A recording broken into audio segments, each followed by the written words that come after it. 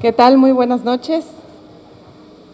Pues estamos empezando evento 2 minutos antes y cada minuto va a contar en esta charla que se va a poner muy sabrosa. Bienvenidos todos, bienvenidos en nombre de Alfaguara, en nombre de Penguin Random House, a esta presentación nocturna de Retorno 201 de nuestro querido Guillermo Arriaga, nuestro autor, nuestro contador de historias, que nos recupera esos primeros cuentos, esas primeras narraciones de inicio. Ya platicarán acerca de eso. Por ahí tiene también una sorpresita, este volumen, esta reedición de este libro de cuentos. Guillermo, estás en tu casa. Primero te doy a ti la bienvenida, que te den un aplauso y ahora continúo. Y bueno, pues imagínense ustedes aquí con don Sergio Ramírez, que es decía Marisol Schultz y me lo ganó ahora hace rato en la presentación, que a veces más mexicano que nicaragüense y sin duda sabes que México te adopta y te adora. Sergio Ramírez, Premio Cervantes, Premio Alfaguara, el primer Premio Alfaguara allá en el 98 con Margarita Está Linda la Mar, así que una conversación además entre premios Alfaguara acerca de la narración, de las historias, de los inicios. ¿Qué más podemos pedir? Un aplauso para Sergio Ramírez, por favor.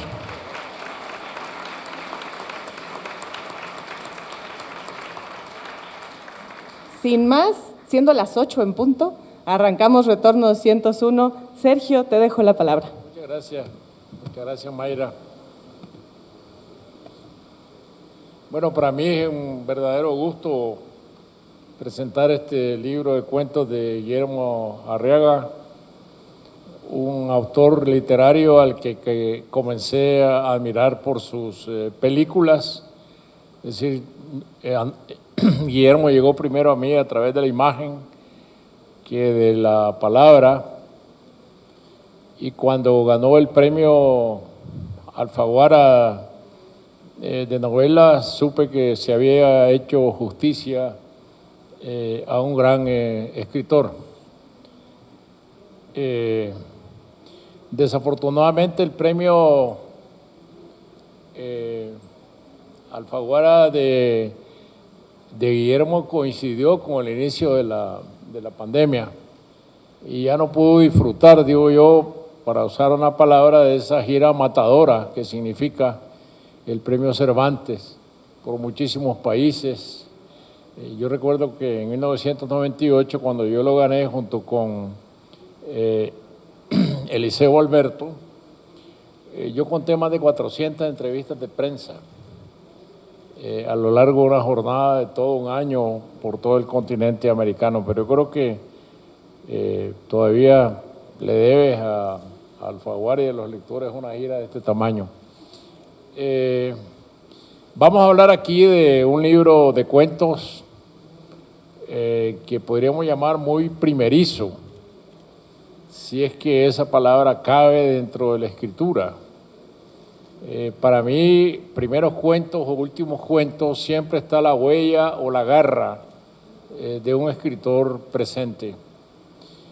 Yo acabo de tener la experiencia después de leer la novela de los cuentos de Guillermo, tuve la experiencia de leer una novela que José Saramago escribió a los 24 años, que se llama La Viuda, y es una novela primeriza asombrosa. Yo digo, ¿cómo alguien a los 24 años pudo escribir una novela de esta calidad profesional? Pero la escritura, así es, la escritura no tiene edad, tiene necesidad. Y cuando alguien siente la profunda necesidad de escribir, entonces va a ir dejando sus huellas en la escritura desde el principio. Cuando uno lee este libro de Guillermo, Retorno 201, lo primero que yo tengo que explicarme como lector es el porqué del título. Y ya vamos a saber, si es que no lo saben, de que se trata de una calle. Pero además es una de esas calles privilegiadas en la memoria, porque es una sola larga calle rectilínea y es una calle de la infancia. Y yo creo que todo lo que tiene que ver con la infancia, cuando uno lo maneja bien, se convierte en buena literatura, que es lo que es este libro.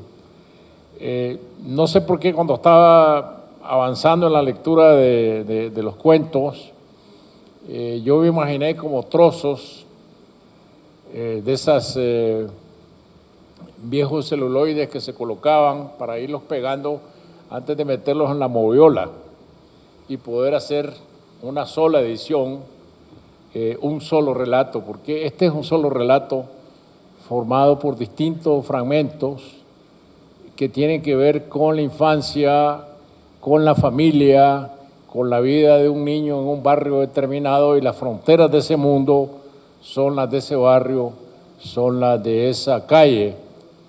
Y en la memoria de un niño no solo hay recuerdos felices, yo creo que la infancia nunca es felicidad, como dicen los cuentos de hadas. La infancia es sufrimiento, la infancia es drama, la infancia es la entrada tortuosa muchas veces en el mundo del sexo, y la infancia es todos los recuerdos que se acumulan en la memoria y que vienen a dar a una recopilación literaria de la calidad de la que Guillermo ha hecho en este libro, que vuelve a la vida gracias a la edición que Alfaguara hace ahora, después de haberse escrito estos cuentos desde muchos años atrás, cuentos de juventud, cuentos de adolescencia.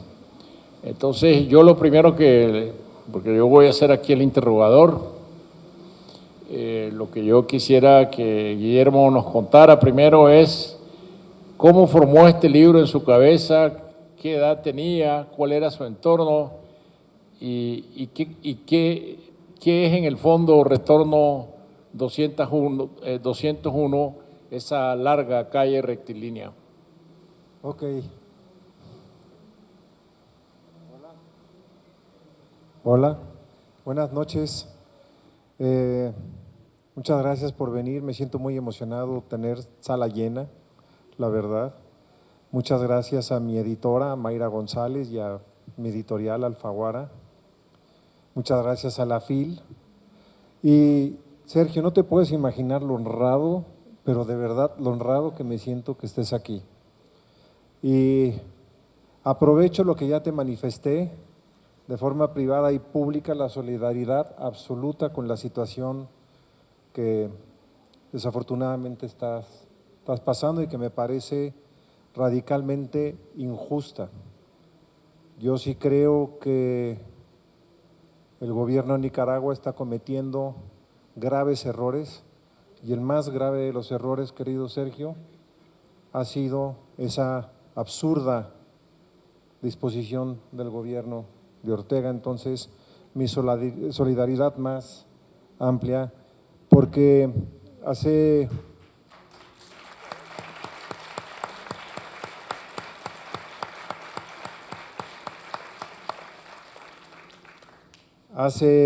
unas horas, platicando con Ligio Ross y con Maite Celay y Sergio Sarmiento, decían, describir en una palabra a Sergio es verdaderamente un caballero. Nunca he visto una persona que defina el gentleman como Sergio. Entonces, Sergio, de verdad me honra mucho que estés aquí. Y bueno, el primer Alfaguara con el penúltimo Alfaguara, y me da mucho gusto. Este cuento, yo siempre quise ser escritor desde niño. Yo no tenía duda de qué quería hacer. Quería ser escritor, director de cine, actor y deportista profesional. Director y escritor la hice, pero se me empezó a olvidar, por alguna cuestión se me empezó a olvidar. Ustedes con el sandinismo nos ponían el ejemplo de lo que había que hacer, y mi generación estaba muy interesada en la cuestión política y en los movimientos sociales, y me estaba inclinando hacia los movimientos sociales. Y en algún momento un compañero un roommate, como le dicen los americanos, un compañero de cuarto, va a ir a las Olimpiadas como remero, y digo, pues yo quiero ir a las Olimpiadas, pero pues ya no tenía edad ni para entrar al equipo de básquetbol, que era lo que mejor jugaba, ni para el equipo de fútbol, que era muy malo. Dije, bueno, ¿qué he hecho toda mi vida? Pues darme de madrazos en la calle. Voy a boxear. No hay boxeadores de 1,88 en México, un peso completo. Y pues me he peleado desde chico en la calle, pues a lo mejor algo aprendí. Y si no, el primer cubano que me ponga un madrazo, me tiro al piso y chinga su madre y ya fui a las Olimpiadas. Y estaba entrenando y para, según yo, ir a las Olimpiadas, bastante ingenuo, y empecé a sentir un dolor en el pecho. Y el dolor en el pecho se incrementaba cada vez que entrenaba, y fui a ver a un doctor que me dijo, tienes un desgarre en el serrato interno. Ok, ese día entrené y en la noche, hagan de cuenta que se me había metido un gato en el cuello y en el brazo izquierdo. Dije, esto no es normal. Yo vivía solo y me traté de parar y no podía. Le hablé a mi mamá y le dije, no puedo moverme, pueden pasar por mí, llevarme a un cardiólogo, creo que tuve un infarto. Voy al cardiólogo, el cardiólogo me ve y me dice, te tengo una buena y una mala noticia. La buena noticia es que no eres hipocondriaco. La mala noticia es que se me infectó el corazón. Está muy infectado y vamos a ver qué pasa, cómo evolucionas. Y esa noche vi mis manos y dije, yo creo que mañana estas manos se pueden tornar en un cadáver. ¿Qué he hecho con estas manos? Yo me había prometido a mí mismo ser escritor. ¿Qué estoy haciendo? Y a partir de ese momento, Sergio, empecé a escribir con absoluto furor. Escribí en alrededor de 5 años 4 libros de cuentos, de los cuales este es el único que sobrevive. No es cierto, mentira, es el segundo que sobrevive. Y escribía sin parar, sin parar, sin parar, sin parar. Y creí que, siguiendo un poco a Faulkner y a García Márquez, valía la pena contar el barrio del cual vengo, el cual orgullosamente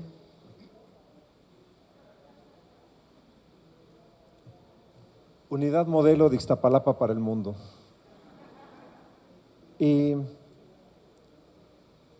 Faulkner decía que si quieres ser universal, habla de tu vecino, pues empecé a hablar de mis vecinos. Claro, de una forma ficcionada, no retrato a nadie en vida real. Y así fue como escribí estos cuentos, queridos Sergio, y creí que cada historia tenía que tener una forma distinta de ser contada. Y escribiendo estos cuentos redescubro a Faulkner, y Faulkner se convirtió en una influencia porque dije, escribe como pienso.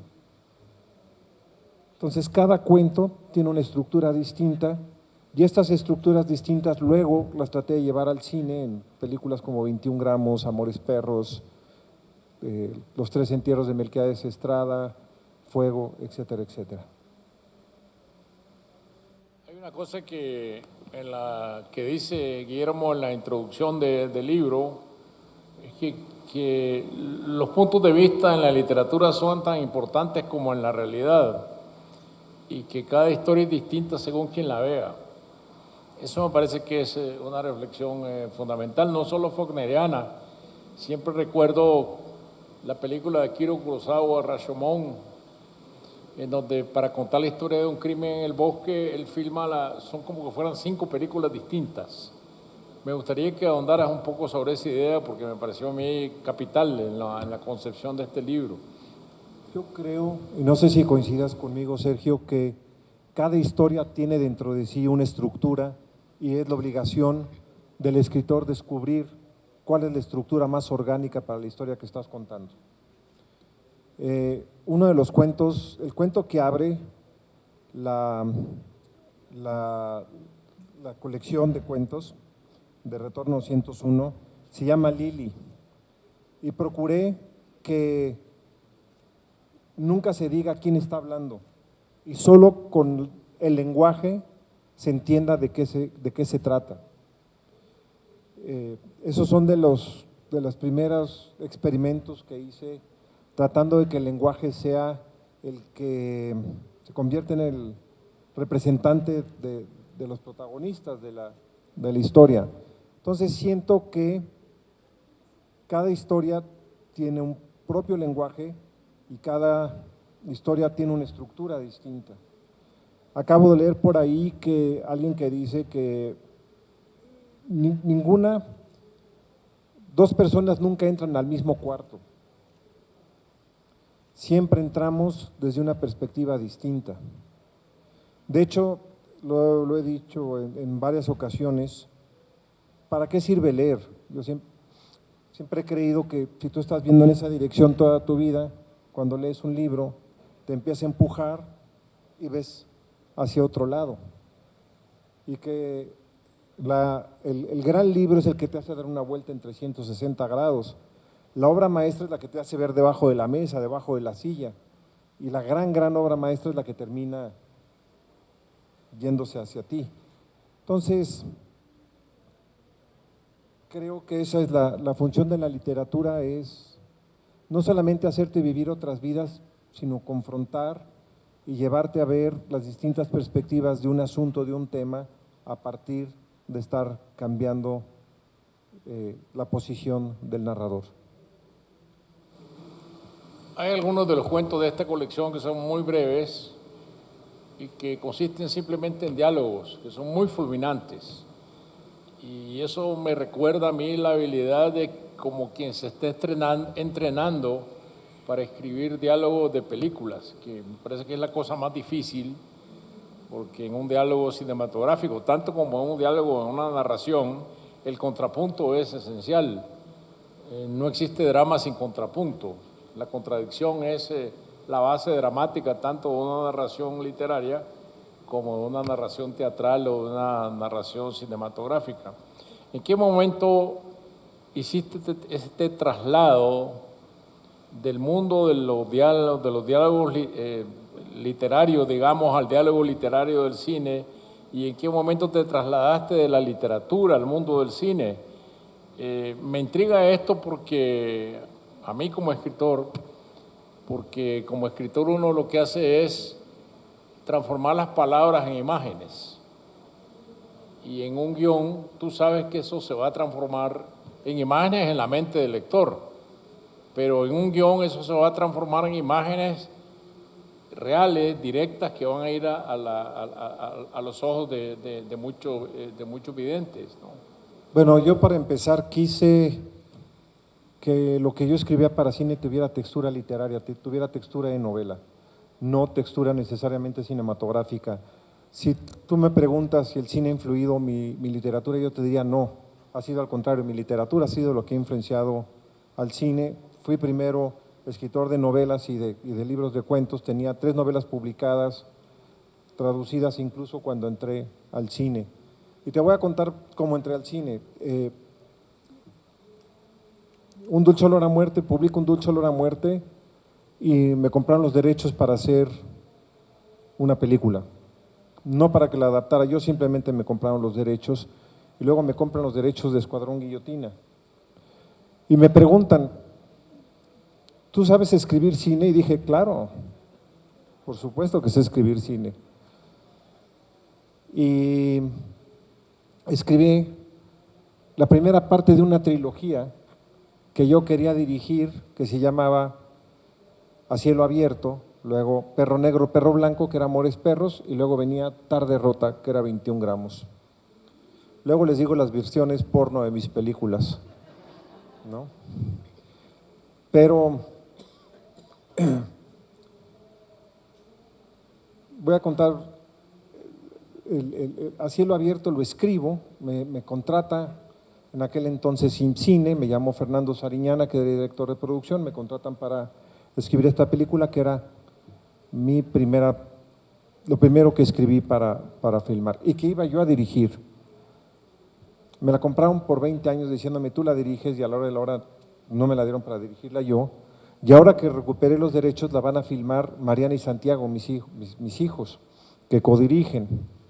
Tienen 29 y 30 años y, por cierto, esta foto es de ellos en la unidad modelo, ¿verdad, jefa? Y voy a contar una anécdota. Iba yo de viaje por la Huasteca Potosina, que es una zona muy montañosa, los que no la conocen, y veníamos en mi camioneta. Yo por primera vez no me puse el cinturón de seguridad, venía acostado en el asiento trasero, íbamos 4 adultos, 3 niños y un perro. El perro venía en el techo en una jaula. Y yo había manejado toda la noche, a las 3 de la mañana le doy la camioneta a alguien más para que maneje, viene manejando, abajo de mí venía un tipo muy pequeñito que medía 1,45, le pica las costillas para que maneje él, se distrae y al distraerse va a pegar contra la pared de la carretera, da un volantazo y nos fuimos a un barranco. Más o menos la caída libre, un poco más alto de eso. Yo desperté,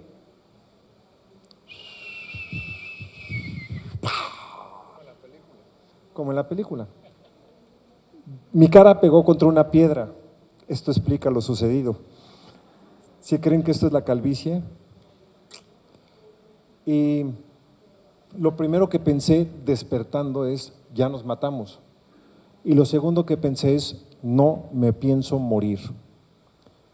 Me hice bolita, rodamos varios metros y acabamos detenido en un árbol. Casi nos llevamos a una escuela primaria.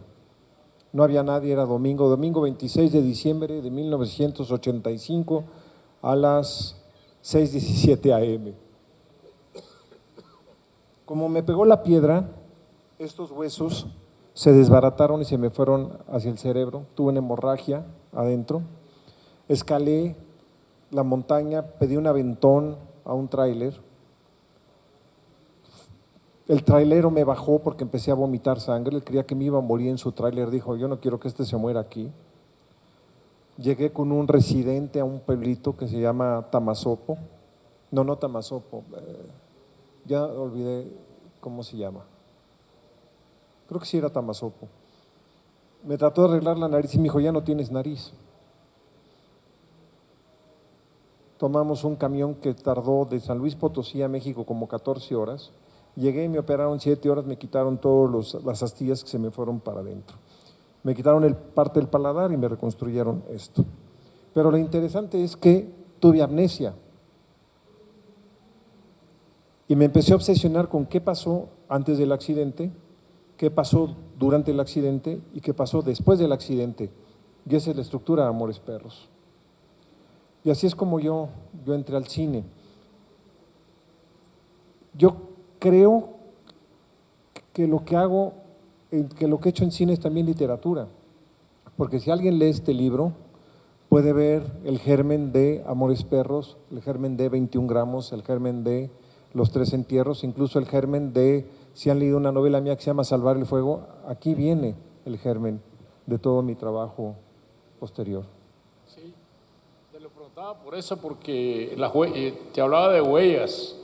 Cuando uno lee este libro encuentra las huellas de lo que será luego un escritor y hacia dónde irá, tanto en la literatura y en tu caso hacia dónde irá en el cine, ¿no? Que en este caso se convierte en dos géneros muy, muy hermanados por el lenguaje. Cuando uno ve una película tuya, parece que está leyendo este libro o una novela, ¿no? Y eso me parece que es una gran ventaja, poder volar con esas dos alas. Me gustaría que habláramos un poquito de tu infancia o de la adolescencia y de estas palomillas del barrio que están retratadas aquí en Retorno 201 y cómo eso ha influido en tu obra literaria. Mira, creo que de las cosas más afortunadas que tuve fue haber crecido en este barrio, en la unidad modelo, del cual me siento muy orgulloso. Creo que si me preguntan de dónde eres, siempre voy a decir de la unidad modelo. y aunque uno salió del barrio, el barrio no sale de uno, y se podrán dar cuenta, si me conocen en corto se darán cuenta que el barrio nunca se me salió. Era un barrio que es muy chistoso. La unidad modelo fue construida por un arquitecto funcionalista que se llama Mario Pani. Mario Pani, que hizo las torres de satélite, hizo Tlatelolco, y él procuró, y se llama unidad modelo porque iba a ser como el prototipo de colonia, de fraccionamiento para el resto de la ciudad, que era la intención de tener una sensación de pequeño poblado dentro de una megalópolis. Es una colonia que fue hecha para el sindicato de maestros y para el sindicato de periodistas, dos de los sectores de la población mejor educados y peor pagados. Entonces era un barrio como de clase media baja, clase media, donde también vivían varios intelectuales muy importantes como el doctor Ceseña, un economista, director de la Facultad de Economía, que fue golpeado por gente de ultraderecha, por cierto. A mí me tocó ver cómo le rompían los vidrios del carro cuando iba pasando porque lo acusaban de comunista. La doctora Basols, hija de un pensador mexicano, Narciso Basols. Pero hubo una trampa al hacer la colonia, y es que en el ánimo de darle una condición humana, hicieron andadores como de este ancho, en una parte que se llama La Modelito, que es donde estaban las casas del sindicato. No podían entrar carros. Entonces se convirtió en el lugar ideal para iniciar el narcomenudeo en la zona sur de la Ciudad de México, porque no podía entrar la policía. Bastaba poner un tipo con un rifle en la azotea y cuando trataban de entrar por el andador, ¡pum!, se lo tronaban. Entonces la policía no entraba. Y surgió una pandilla, los que sean de la unidad modelo. ¿Cuántos hay aquí de la unidad modelo? 2. Sabrán que había una pandilla que se llamaba Los Nazis, que era muy brava. Era un lugar de verdad interesante. Yo decía que es la combinación entre Riverdale de Archie y un barrio bravo. Y yo fui sujeto y fui también objeto de violencia gratuita. Violencia inexplicable. Por ejemplo, tengo 8 años, tengo fiebre, me siento muy mal, me salgo a tomar el sol, llegan 5 tipos de 20 años. ¿Qué te pasa? Me siento muy mal, ahorita te curamos. Y me quemaron con cigarros. Otro episodio, estamos jugando béisbol, de repente llega un tipo de 25 años, tengo 10 años, y me da una cachetada. Yo que estaba en el bat, yo no supe por qué me dio la cachetada, le dije, ¿qué te traes? Me quitó el bat y me agarró a batazos. El último batazo me lo puso en el cuello y dejé de sentir del cuello para abajo. Pensaron que me iba a quedar parapléjico. Y más, muchas más, cuchilladas, cadenazos, pistolas, taca, taca, taca. Pero lejos de traumarme, yo decía, voy a tener algo que contar. Me parece interesantísimo, porque yo iba a una escuela privada que todos eran súper fresas, ¿no? Y yo decía, tengo que contar. La mayor parte de los niños no les pasan esas cosas. A mis compañeritos de la escuela privada obviamente no les pasaban. Me encantaba tener estas experiencias. Tan me encantaban que si leen mis libros ahí vienen algunas reflejadas. Entonces, mi infancia era una fuera de la casa y adentro de la casa la familia más amorosa que te puedas imaginar. Mis padres eran unos obsesos de la cultura y la educación. A veces me preguntan, ¿por qué estos personajes siempre tienen que ser cultos y autodidactas? Digo, porque mis padres así eran gente que privilegiaba la educación. Íbamos de adolescentes a McAllen, Texas, con todo el deseo de ir a un puto mall, y mi padre decía, ¿dónde está el museo? Mis padres, ¿dónde está el museo? ¿Dónde está la galería? Y era ir a ver museos y galerías en McAllen, Texas.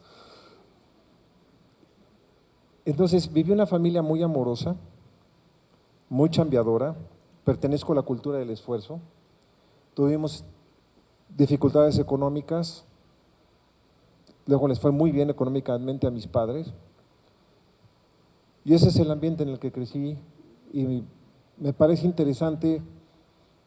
Pasaron muchas cosas que me parecen interesantes. Ya las leerán.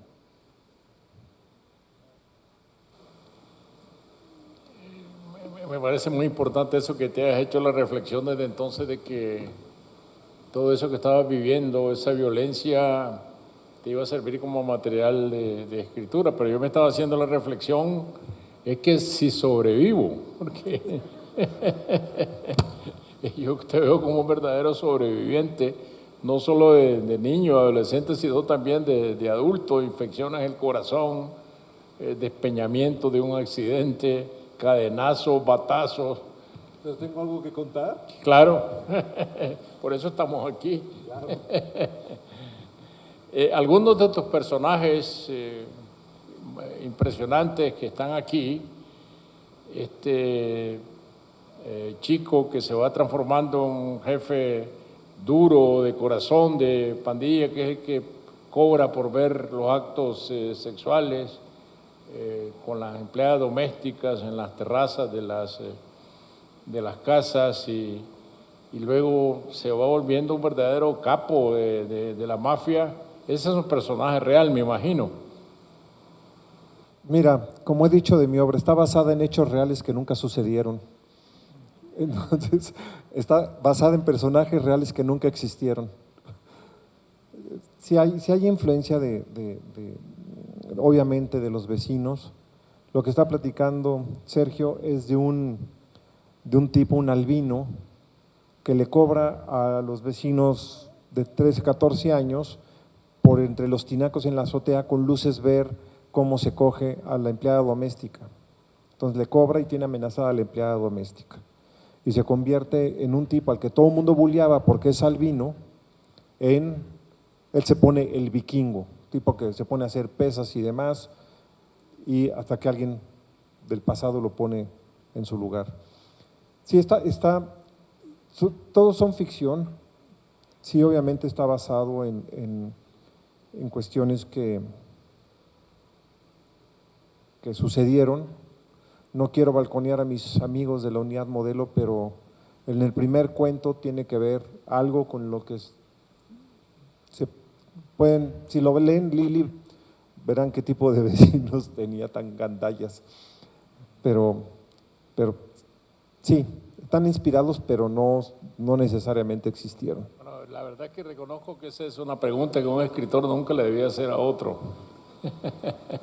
Que si esos personajes están trasladados de la realidad a la ficción, porque lo que uno se encuentra son elementos que después compone y hay varios personajes que pueden llegar a formar uno solo, pero ese cuento es de los que más me impresionó, porque el final es muy inesperado.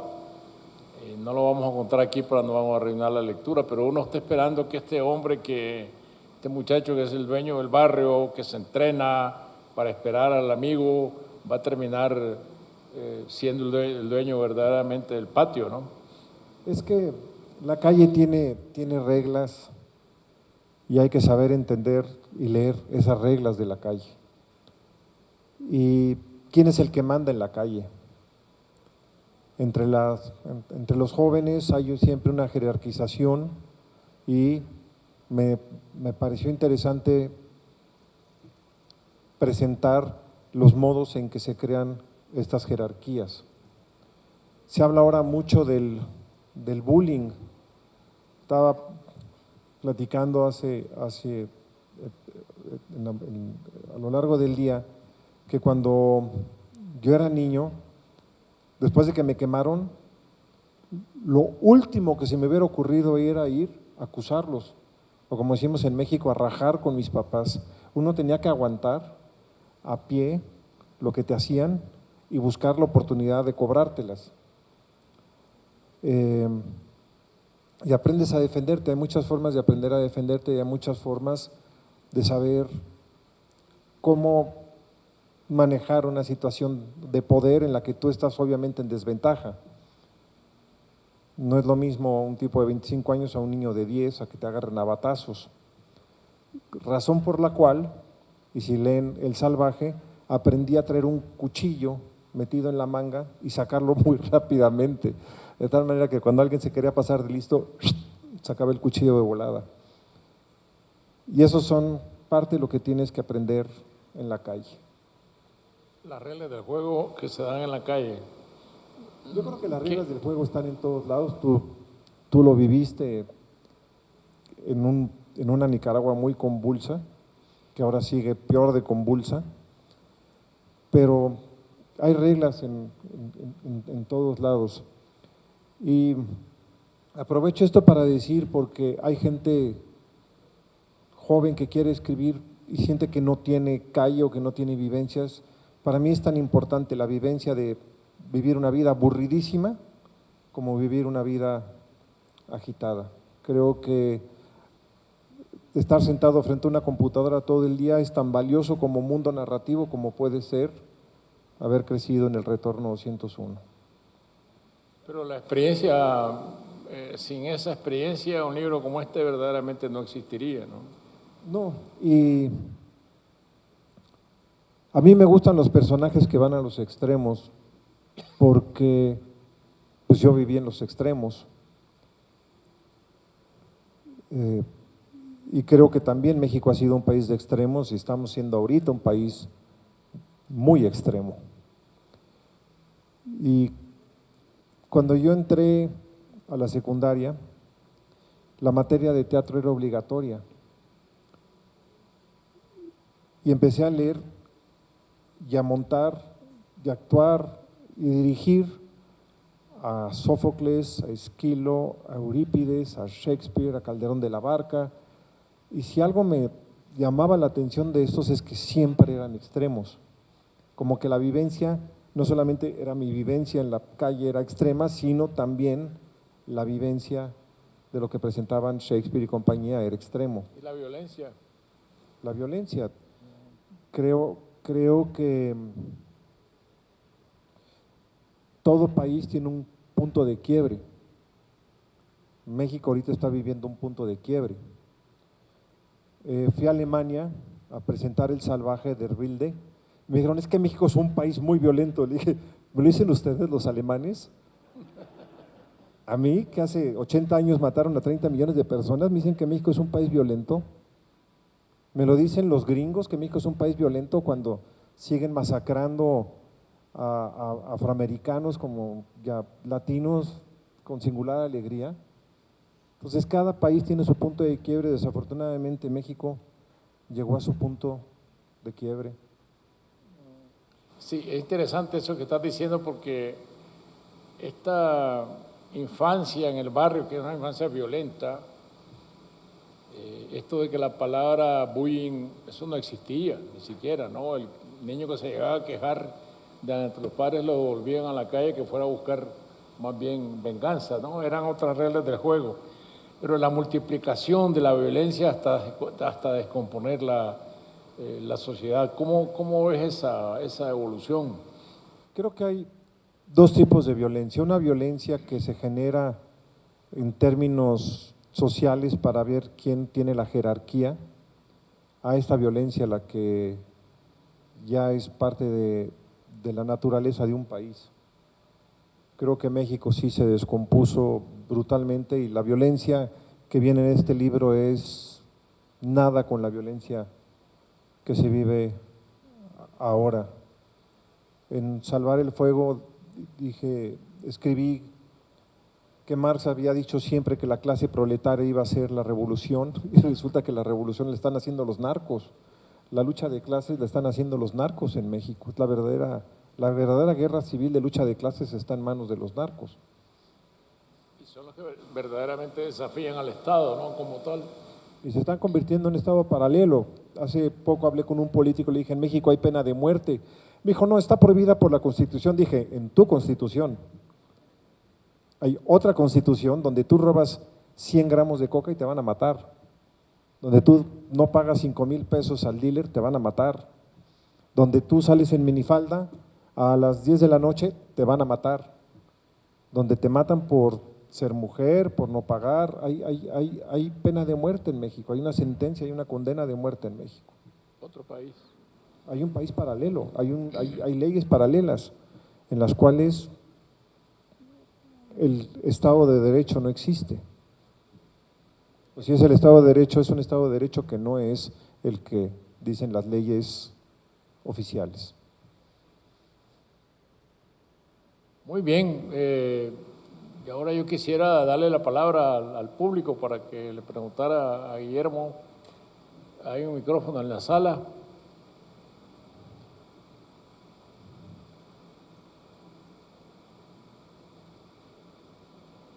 Te Aquí. van a traer un micrófono, Jerry.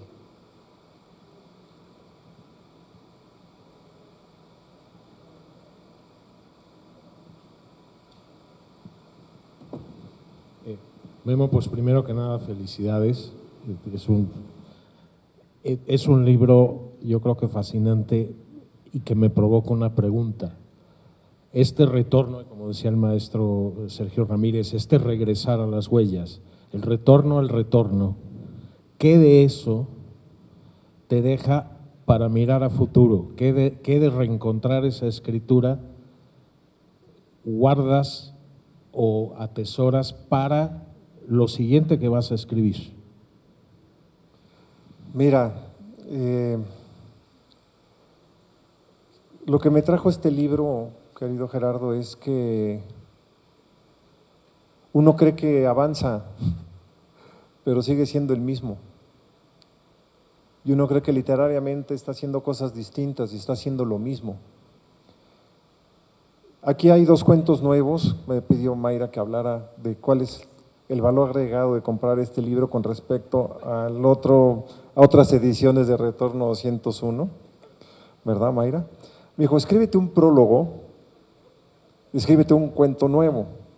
Escribí el prólogo y escribí un cuento nuevo, y en eso Santiago, mi hijo, buscando el original de A Cielo Abierto, en una covacha llena de cajas, me dice, papá, que hay un libro de cuentos a máquina.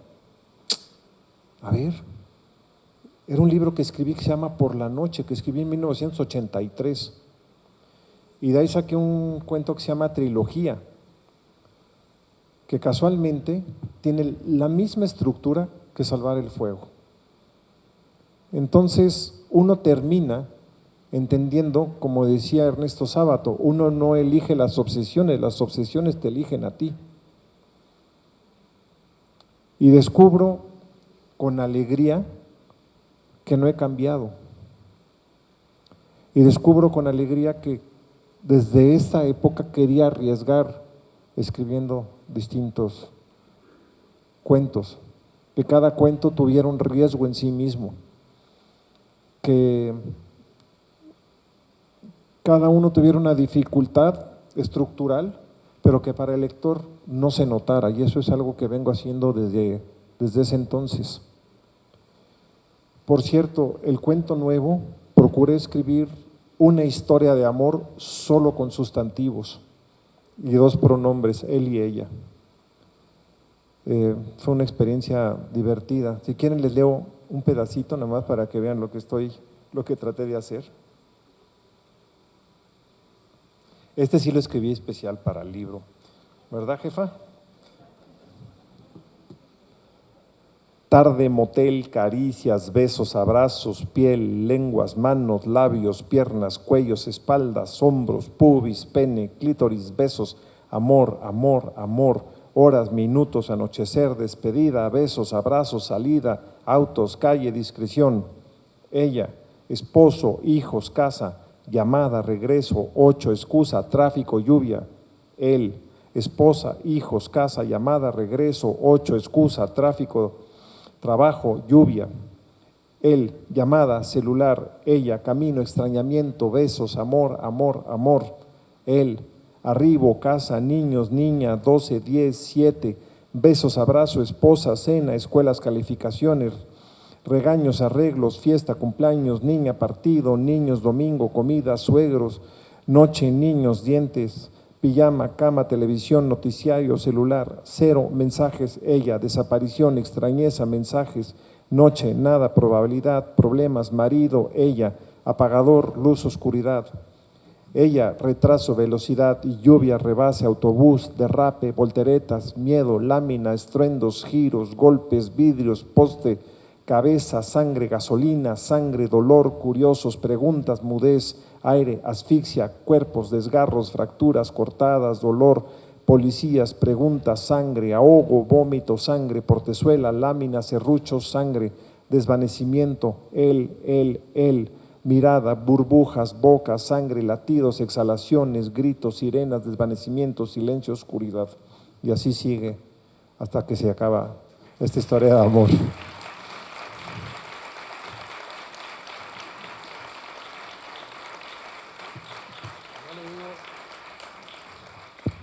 No le digo a Guillermo que siga leyendo porque nadie va a comprar el libro, así que dejemos la incógnita ahí. En ese cuento que es breve, pero es perfectamente cerrado. ¿Alguna otra pregunta en la sala? Sí, por favor. Bueno, buenas noches. Yo muy conmovida con la obra de Salvar el Fuego, que es la lectura que hice hace unos meses.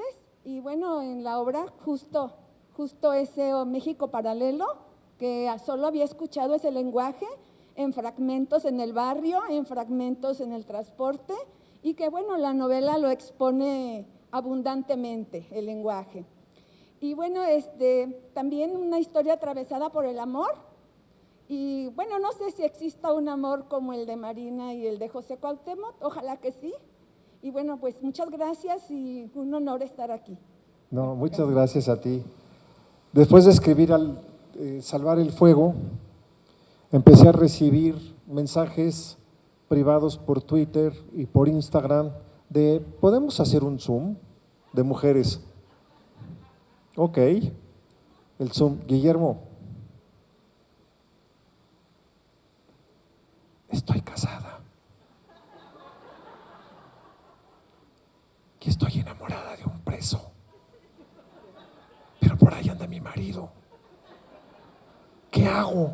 Cabrón, escribiste mi historia, ¿cómo supiste? Varias mujeres de clase alta. O sea que hay esperanza. No, me da mucha risa porque ahora que trataron de traducir Salvar el Fuego me decían, ¿qué es esta vaca brown? ¿Qué es esta vaca bronce? Pues no entendían, ¿no? ¿Qué significa meter la brocha en el bote de pintura? Ya que estoy en mi barrio, les voy a decir las versiones porno de mis películas. Amores de a perrito, 69 gramos. La autobiográfica, 21 pulgadas. La versión que se hizo en China y Bélgica de Babel belga para todos. Los 3 te entierro y The Burning Pain in the Ass. Ya, perdón, me salió el barrio, regreso a modo Phil. Bueno, eso de las consultas de las lectoras.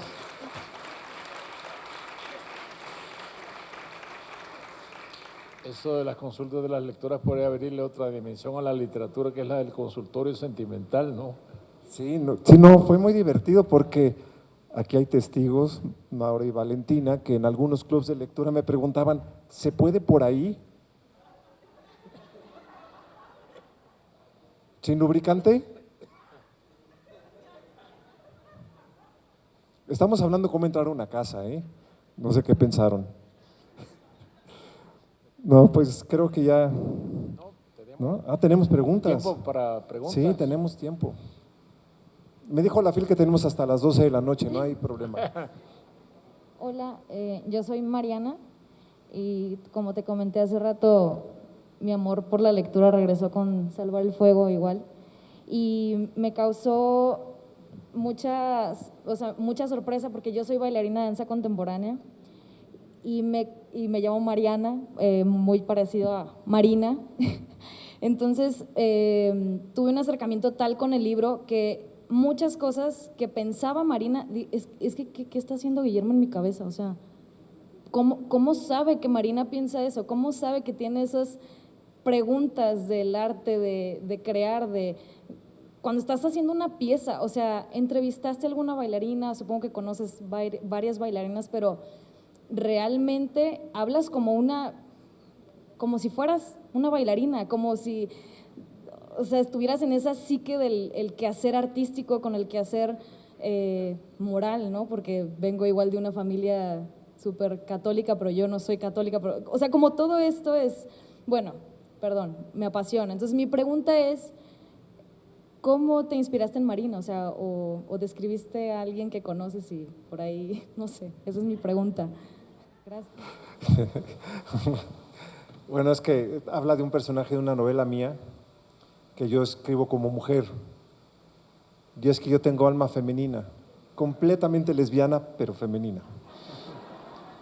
No, mira, dije que estudié teatro en la secundaria y parte del teatro es, ¿qué haría yo si fuera ese personaje? Procuré que las cartas de los presos la gente creyera que eran de verdad, que hubo gente que creyó que eran de verdad. Entonces es ponerte en la cabeza y en la piel de alguien. Ahora, di 30 años clases en escuelas privadas y me ha tocado ver marinas desde los 18 hasta los 54 años, entonces he podido ver cómo alumnos y alumnas que tenían ciertas esperanzas de un tipo de vida y siguieron los patrones de felicidad que les dijeron que eso los iba a llevar a la felicidad, al fin de sus vidas se sienten completamente traicionados. Por eso. Tenemos tiempito para 2 preguntitas más. Allá hay una y acá hay otra.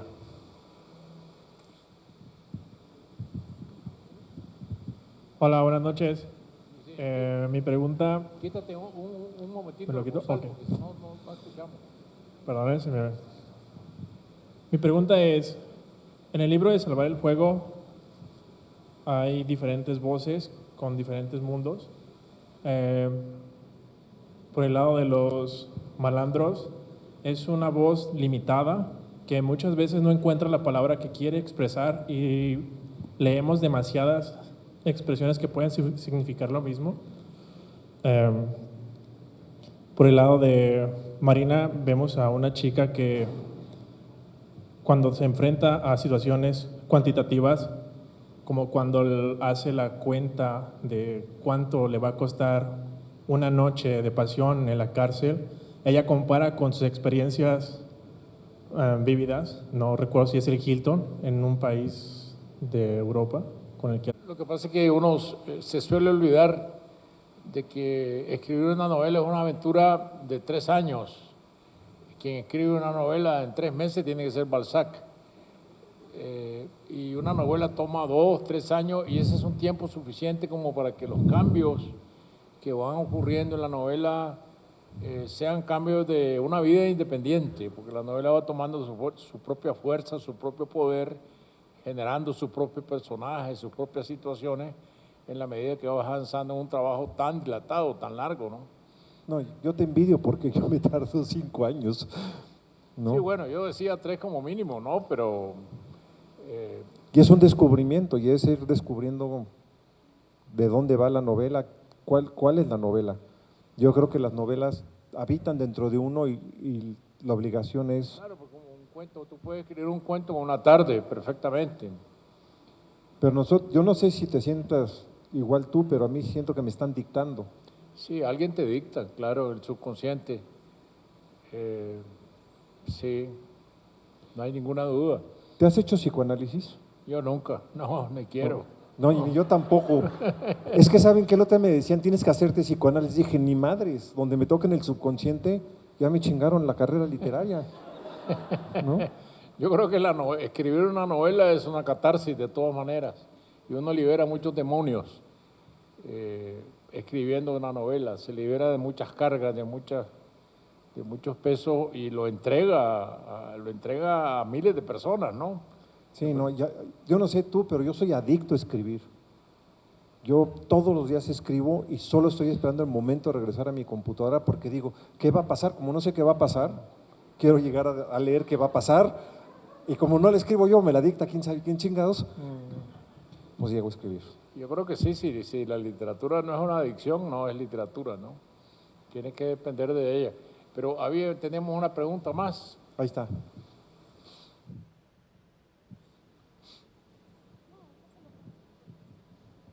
¿Qué tal, Guillermo? Mencionaste que las obsesiones te eligen a ti y que siempre terminas siendo el mismo con el paso del tiempo incluso. Y eso define de alguna manera, es un hilo conductor en toda tu obra. ¿Qué has descubierto que no tenías a la vista, que te ha sorprendido, que a través de lo específico lograste algo universal que no habías visto antes y que con ese paso del tiempo ahora puedes ver y que siempre estuvo ahí? Mira, uno es muy ciego a la obra, pero por alguna razón hay gente que está haciendo tesis o doctorados en mi obra, que la verdad me siento muy honrado que hagan eso. Y un tipo me dijo, ¿por qué siempre hay amputados en tu obra? Dije, ¿cuál es? Taca, taca, taca, taca, taca, taca, taca, taca. ¿Por qué siempre hay moteles de paso? De hospitales, ni idea. Eso es una sorpresa. Que en mis películas no sé por qué muchas mujeres salen fumando. No tengo idea. Alguna vez le preguntaron a Buñuel que si los borreguitos que él sacaba significaban la pureza. Dijo, no, es que a mí me gustan los borreguitos. No. Pues igual a mí me gustan los moteles de paso, y me gustan los hospitales y me gustan los amputados, por lo que veo, ¿no? No sabe, no se sabe. La verdad es un misterio incluso para el propio escritor saber por qué está escribiendo esas cosas. Y por eso los escritores parecemos tan aburridos, porque cuando los conocen creen que tenemos las respuestas a nuestra obra. Es más, yo llego al caso que ya no sé ni de qué se tratan. Me preguntan cosas de Salvar el Fuego, le digo, ¿dónde sale eso? Déjame ver el libro, ¿no? Pero bueno, creo que ahora sí se nos acabó el tiempo. Por favor, de Navidad, no sean gachos, ¿no? Muchas gracias. Gracias, muchas gracias, Sergio. Muchísimas gracias.